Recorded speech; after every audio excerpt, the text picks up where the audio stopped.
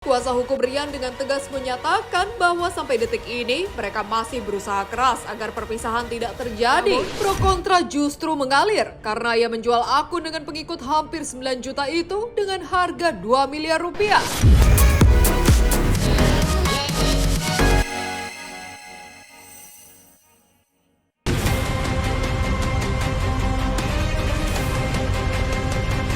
Pemirsa Silet RCTI, prahara rumah tangga Riri Cis dan Teuku Ryan kembali bergulir ke babak baru. Sidang perceraian keduanya pun kembali digelar di Pengadilan Agama Jakarta Selatan pada Senin 4 Maret 2023 kemarin. Untuk membuktikan keseriusannya mempertahankan pernikahan, Rian didampingi kuasa hukumnya bahkan hadir lebih awal. Namun sayangnya, Ricis ternyata sama sekali tidak menampakkan diri, hanya diwakili oleh kuasa hukumnya. Dalam agenda pembacaan hasil mediasi itu, ternyata pertemuan antara Ricis dan Rian pada sidang sebelumnya dinyatakan gagal. Hal itu seolah menunjukkan bahwa Ricis tidak lagi memiliki keinginan untuk rujuk dengan suami yang telah 2 tahun dinikahinya tersebut. Lantas benarkah ini artinya sudah tidak ada lagi kesempatan bagi Rian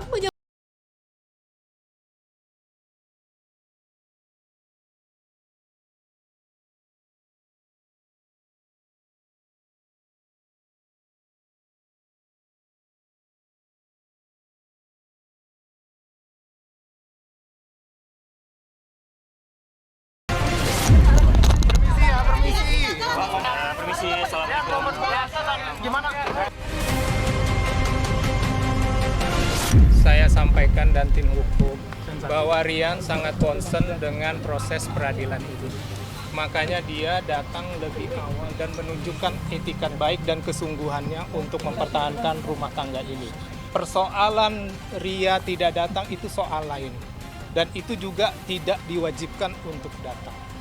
Dan hari ini adalah agendanya menerima hasil mediasi pada 2 pekan yang lalu. Dan itu sudah disampaikan kepada majelis. Kalau mediasi jelas tidak berhasil. Memang hari ini kan hasil dari 2 minggu yang lalu, hasil mediasi disampaikan bahwa memang ternyata mediasi itu gagal. Dan dilanjutkan untuk proses persidangannya. Sementara itu, di tengah proses perceraiannya, Ria Ricis diketahui tengah liburan bersama buah hatinya ke Jepang.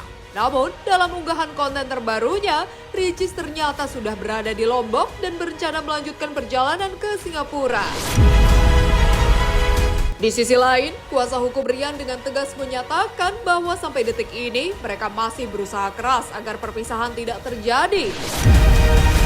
Mereka juga menanti kelanjutan dari pihak Ricis untuk memperbaiki gugatan perceraian yang dilayangkan. Lantas benarkah aksi Ricis yang selalu berpergian adalah pertanda tak mau lagi mediasi dan ingin tetap bercerai? Lalu mengapa tak ada aksi tindakan nyata dari Rian mendekati kembali Ricis? Terakhir di Lombok, vlognya nggak ada, tiba-tiba udah hari terakhir aja. Nggak ada kan vlognya kan? Jadi kita sholat dulu. Ini kita mau pisah karena aku mau ke Singapura. Mana mau ke Singapura ya? Mana mau ikut apa enggak?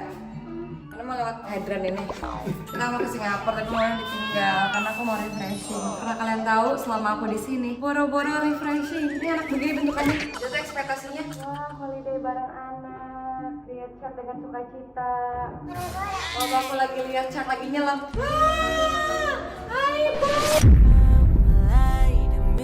That I couldn't find.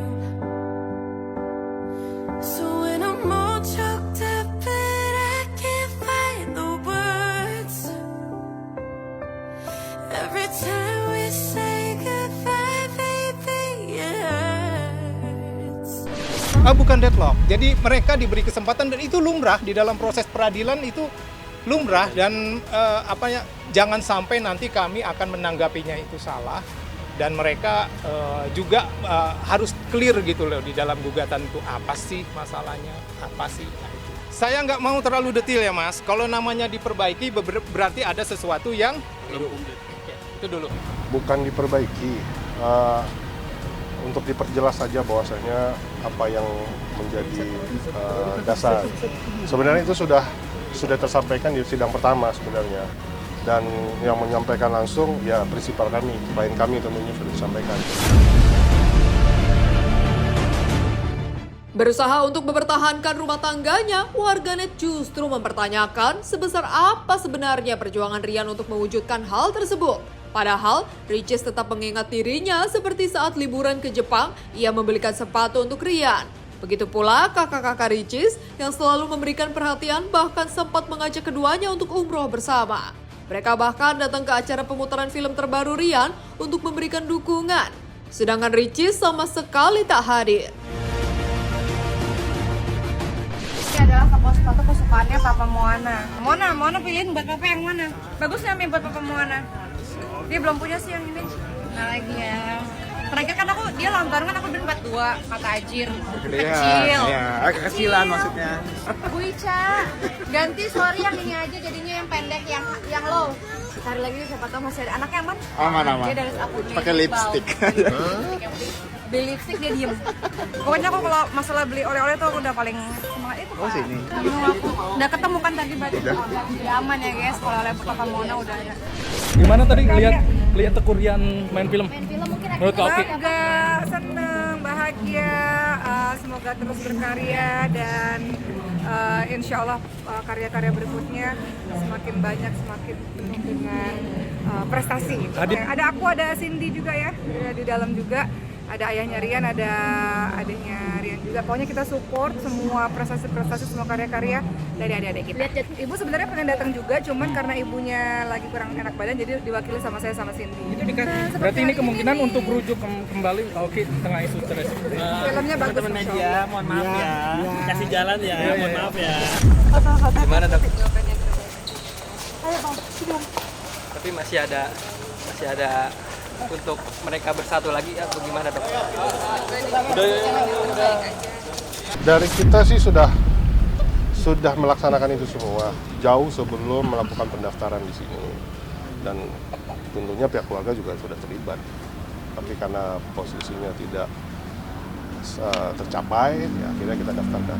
Seperti saya sampaikan kemarin bahwa mediator hakim yang dari pengadilan adalah yang diakui pula oleh hakim ketua tadi adalah mediator yang terbaik selama ini dan selalu berhasil. Tetapi ya kita sudah berterima kasih dengan effort beliau dan memang tidak berhasil istilahnya. Oke. Tetapi itu tidak menutup kemungkinan ya. Ini kan masih panjang ya, dan selalu di dalam ruang sidang majelis menanyakan gimana Pak Dedi, gimana Pak Hendra, gimana Pak Iran, gimana teman-teman hukum, apakah ada perkembangan, ada apa-apa segala macam ya, ke arah situ semuanya, oke?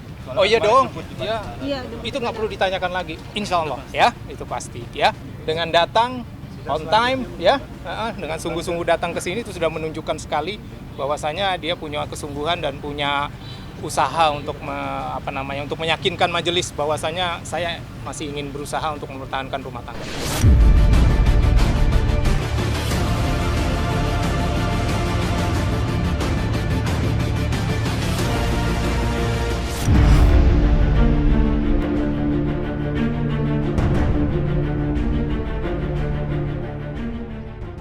Meninggalkan lika-liku perceraian Ria Ricis dan Teguh Rian yang masih terus bergulir, di lain kisah, Amar Zoni yang telah resmi bercerai dari Irish Bella sebulan yang lalu, lagi-lagi kembali menuai sorotan panas publik. Di tengah menjalani proses hukum akibat kasus narkoba yang ketiga kalinya, Amar mendadak menjual akun media sosial pribadinya. Namun, pro kontra justru mengalir karena ia menjual akun dengan pengikut hampir 9 juta itu dengan harga 2 miliar rupiah. Menurut manajer Amar, hingga kini sudah ada beberapa orang mengajukan penawaran di angka ratusan juta rupiah. Namun, masih belum ada yang diterima karena Amar berharap bisa terjual setidaknya di angka 1,5 miliar rupiah. Lantas, apa sebenarnya alasan Amar menjual akun media sosialnya tersebut dengan angka yang sangat fantastis?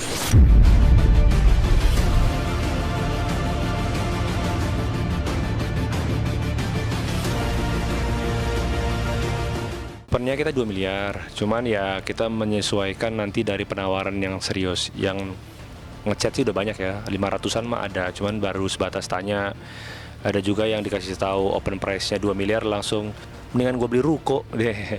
Mendingan gue beli kontrakan 30 pintu bang, ngomong gitu-gitu. Jadi memang banyak juga yang kayak cuman iseng atau malah ngebully lah gitu. Jadi kalau misalnya kalau orang bilang 2 miliar itu dari mana, ya dari database. Amar kalau misalnya posting sekali yang lihat bisa sampai 500.000 count gitu. Itu aja masih biasa aja, nggak rame-rame banget. Kalau rame-rame banget pernah sampai jutaan gitu kan. Jadi artinya kan itu kan sebuah akses database, bisa mengakses informasi, mendistribusikan informasi juga lebih masif kan gitu dengan 8.600.000 follower. Dan itu asli ya semua followernya. Ya yang nawar masih di ratusan juta lah, masih di ratusan juta. Cuman memang Amar berharapnya sih kalau bisa sih 1,5 miliar gitu. Memang ada pembicaraan dia menjual itu dengan pertimbangannya kan akun IG ini kan satu kan nggak ada lagi admin yang ngelolanya. Sama kemudian kan kalau akun ini kan juga harus menampilkan kegiatan-kegiatan dia. Nah selama ini kan dia kegiatannya kan vakum. Bukan hanya perihal harganya yang selangit, warganet juga menuding bahwa langkah menjual akun media sosial seolah menjadi sinyal atau bahkan kode keras bahwa Amar Zoni diambang kebangkrutan. Seperti diketahui, dalam putusan cerainya, Amar diwajibkan untuk memberikan nafkah kepada anak-anaknya sebesar 10 juta rupiah setiap bulan. Meski mengaku tak keberatan, namun nyatanya ia mengajukan banding. Menurut sang manajer, Amar bahkan sebelumnya hendak menjual tanah yang berada di Padang karena ada kebutuhan yang mendesak. Lantas benarkah semua itu dilakukan Amar demi menafkahi anak-anaknya sementara ia masih berada di balik jeruji besi?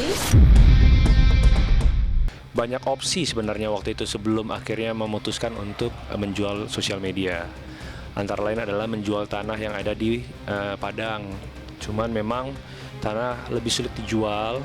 Setelah waktu berjalan, hampir 3 bulan Amar di dalam, kebutuhan terus berjalan dan ada beberapa kebutuhan yang memang mendesak dan nggak bisa ditunda, sehingga Amar merasa dari semua aset tersisa yang dimiliki Amar itu mungkin yang paling gampang yang harus direlakan adalah sosial media dulu. Gitu. Kalau untuk masalah nafkah, Amar sendiri kan juga tidak keberatan, itu kan kewajiban dari orang tua terhadap anaknya.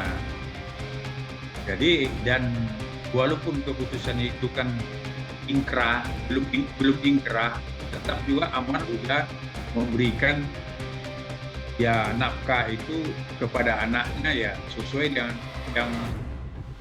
yang diputus oleh Pengadilan Depok itu ya senilai 10 juta. Itu pun sudah diberikan melalui adiknya, Aditya Joni. Kesalahan yang udah saya buat kemarin mengganggu sisi profesionalitasnya dia sebagai artis, selebriti, dan juga anak-anak. Saya mau ini dipisahkan gitu untuk saat ini dan kedepannya saya akan berusaha untuk lebih baik lagi.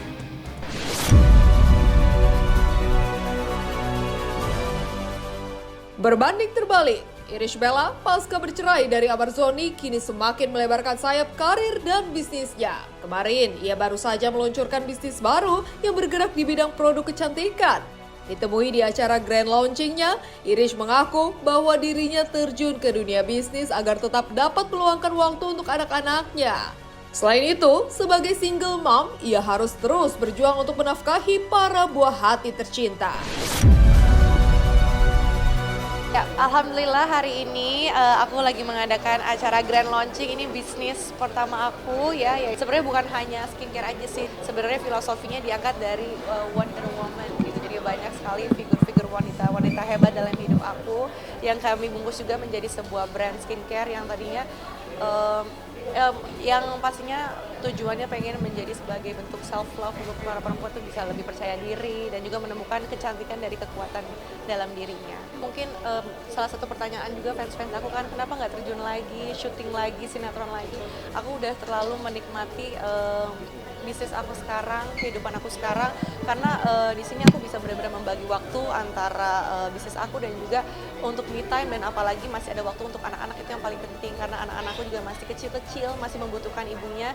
Jadi sekarang tuh aku menikmati banget berbisnis dan juga tetap ada waktu untuk anak-anak. Kehidupan sih ya pasti berwarna-warni, tapi bagaimana kita bisa tetap istiqomah. Anak-anak sering aku bawa gitu ya, jadi mereka udah terbiasa juga ketemu orang banyak, ikut maminya kerja, itu nggak ada masalah.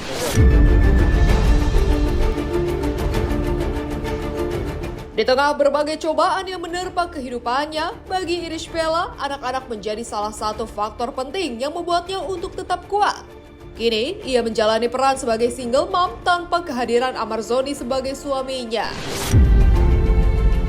Tentu saja akan terasa banyak perbedaan, apalagi di momen bulan suci Ramadan yang sebentar lagi akan tiba. Lantas, seperti apa Irish Bella memaknai dan mempersiapkan Ramadan pertamanya pasca bercerai dari Amarzoni?